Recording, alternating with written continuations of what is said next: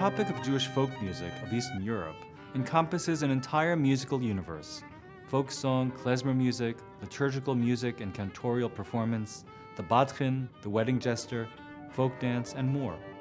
They are all interrelated, and each can be the subject of several lectures. A great musicologist, such as Abraham Tzvi Edelson, who died in 1938, was one of the few who attempted an all-encompassing view of the music of all the ethnic Jewish groups all over the world, which he laid out in his multi-volume Thesaurus of Hebrew Oriental Melodies. Today we will concentrate on Yiddish folk song, and even on that one genre I will examine just two topics: the Yiddish ballad and the life of the Yiddish folk singer. Why the ballad? A ballad is a song that tells a story, with the emphasis on one dramatic action.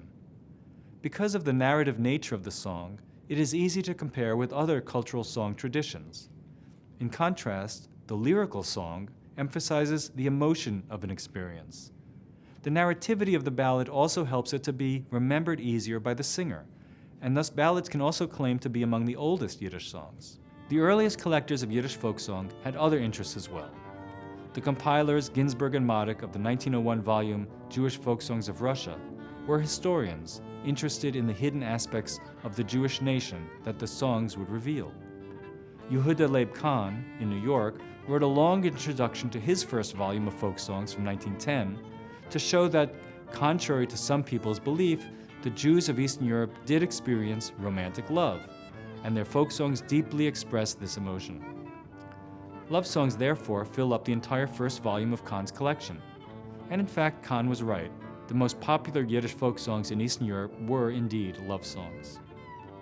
The most prolific collector of them all, Shmuel Lehman, traveled far and wide to meet with every class of Jew and recorded her or his songs, including the songs of the Jewish underworld and of Jewish prostitutes. For Lehman, the pearls of folklore were to be found everywhere where Yiddish was spoken.